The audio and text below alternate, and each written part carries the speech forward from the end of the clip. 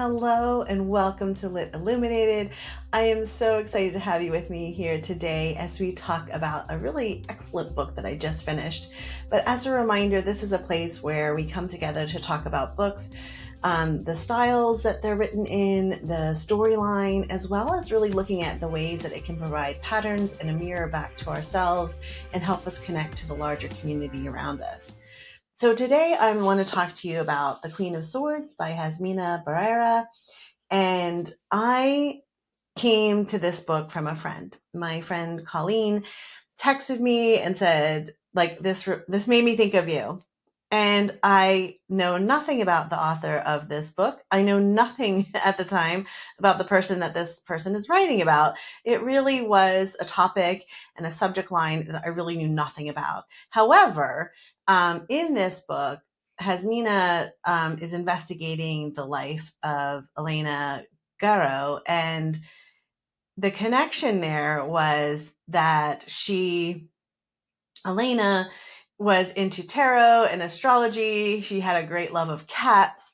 She obviously was a writer, and she also cared about Indigenous rights and things like that. And so my friend was like, it sounds something like you would be into. Also, the other thing that she noted was the style.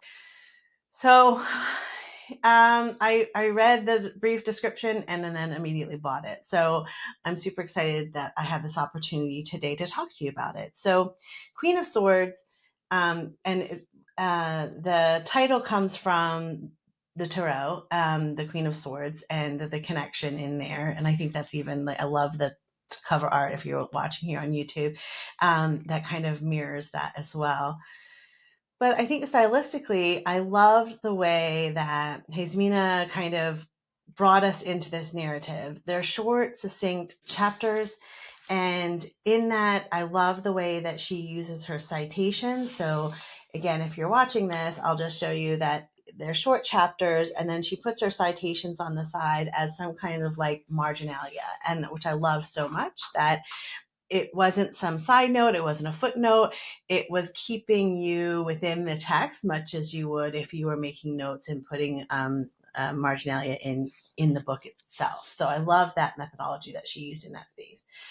But for me, what I found really interesting was the weaving in that she did of her story and Elena's story. And in this, there were even connections with her grandparents, I believe it was, who were seen in a picture with Elena and her husband at the time. And so there's family connections. There's even place connections of where her family's from and where Elena lived or where Elena was from at different points in her life.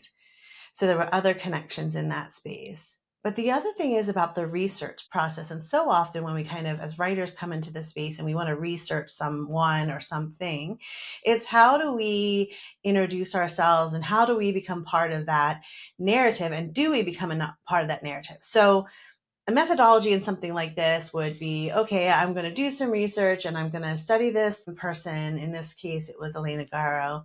And I'm going to write a book about her from all the research that I find. And then that is what it is. But what she does here is she kind of weaves in memoir into that same space. So not only are we getting the history of Elena, we're also getting the experience of Jazmina as she does the research. She talks about throughout the time that she's in Princeton, the hotel room that she's in, and she was talking about how she didn't have enough time to get the grants, and so she or even to get housing. So she was in this old rundown hotel because this was all that she could afford, and just this idea that it seemed appropriate that she was in that kind of space as she was writing this about Elena. And then there were times throughout that we just kind of got her voice in this space.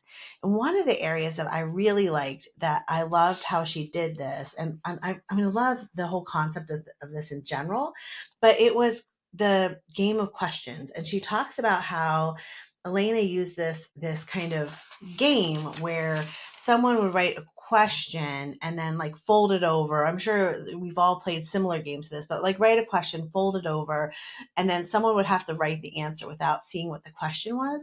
And in that, it was so beautiful, like what those answers were. So the game of questions in there. And then Jazmina comes back and does another questions game. And that is where then she asks the questions about Elena that then she has people write the answers to, which I thought was a really fascinating way to bring in the game that Elena played, doing the same methodology, but also trying to answer questions about Elena in that process. So that's an example of how she took things from Elena's life and then mirrored it again in her life, and then also put that in the book. So this real connection, this thread between the two. So through this, she's looking at letters, writings, diary, Elena's daughter's memoirs, or and writing, and just trying to piece this all together. And that's really what she's doing in this space. And at one point, she talks about doing her justice. And I loved this section as well, because she said, this is under the chapter Doing Her Justice.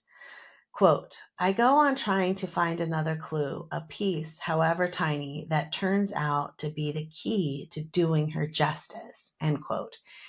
And this is the seeking that we get throughout the book of how she's trying to discover, trying to understand, trying to answer these questions that she has about Elena. And then the next chapter is called Forget It. And she ends that one with saying, I'm writing this book for myself.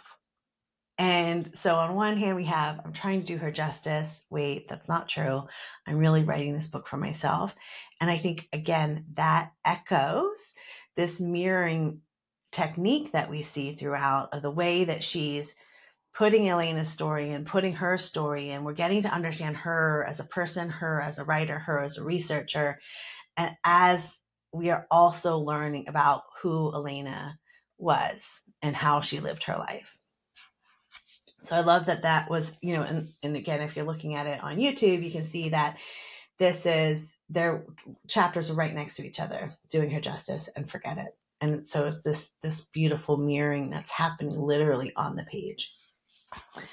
Another one that I wanted to quote to you, and this was, I love when authors do this, and I've talked about this before on this podcast, in this space where they kind of do a little aside and they kind of talk to you directly as the reader. And this is an example of where she's talking about some argument that Elena was in with somebody at some point, and through her research she found it. And then in a parentheses she writes, I refuse to write the extra paragraphs needed to explain a dispute that seems to me more tiresome than relevant, end quote. And I love that. I love that she kind of started telling us something, then was like, you know what? I am not going to waste my time explaining this anymore. It's not relevant. And that's where you would go, well, why are you even putting it in the book? Like, why did you even put the argument in the book? But I think that brings us into the space of what it's like to do research on somebody and to investigate their life and who they were. And by giving those hints or those kind of the information about it, but then also going, you know what, I gave you the basics. You don't need to really know more. It's not relevant. But however, it's there. And so if you are interested in it, you can go look at it more. But I am not going to take my time to write the rest of that out for you. And I think, as always, that real kind of connection with the reader and the writer at that moment is so beautiful, to just be like, I'm not going to waste your time. I'm not going to waste my time. But hey, this thing happened. That's the basics. So loved that.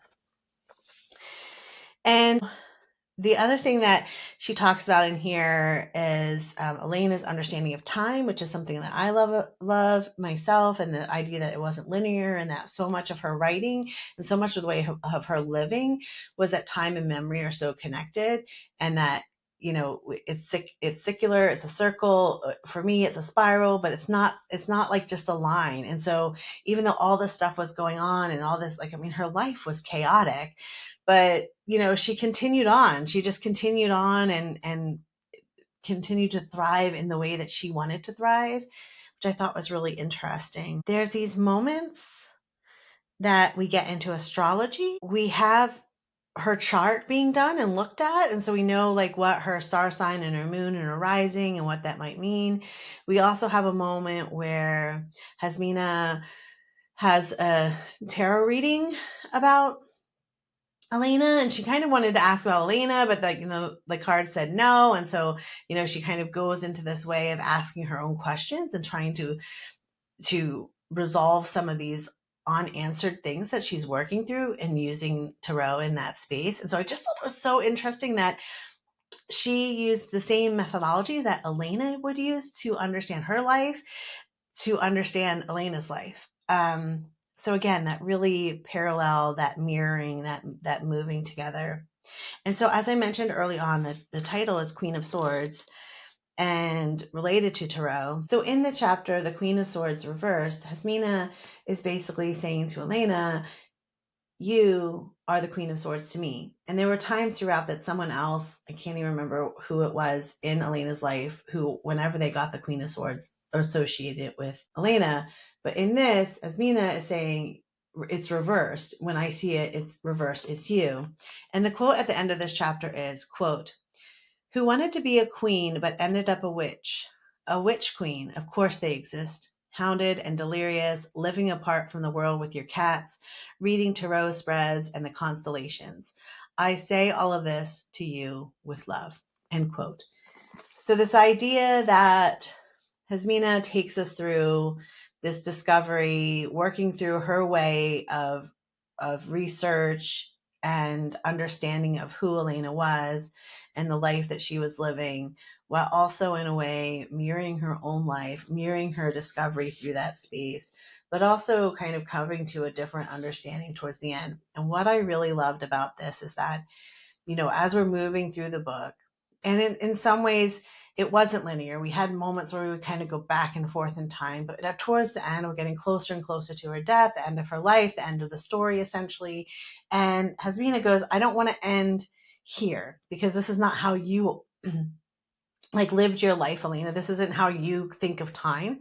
And so I'm going to take you in the reverse and take it back to leave you in your childhood and the beautiful memory that you had of the home that you loved so much. And I thought this idea of this reversing, the Queen of Swords reversed, this movement back in time to not make this like she was born and then she died, but what this means to be a life, a full life that doesn't live in linear time, and to investigate what it meant to understand someone as complex as Elena Garro. Beautiful book, Queen of Swords, Jazmina Barrera. Highly recommend in the way of studying how someone can do a deep research on an author, a person, an event, but also then weave in their own narrative in that. And as a part, it felt like Jazmina discovered more about herself, discovered more about her family potentially, and also just leaned into the narrative so much so that the book really highlights all of that. Beautifully written, short chapters, connection to tarot, astrology, spiral of time. In this they call it circular time, but I would say spiral of time. Cats, lots of cats, and just living without money. Trying to escape for your life throughout your life, but how to continue to thrive through that. And the last note on that, you might be like, I don't know who Elena Garro is. And you know what? I didn't either. I knew nothing about her. And so you can come into the book without knowing anything about her and still gain so much from it. Stylistically, as a writer, it's a great example of how to weave nonfiction into memoir, and highly recommend. Thanks for joining me today here on Lit Illuminated. Wishing you a wonderful day.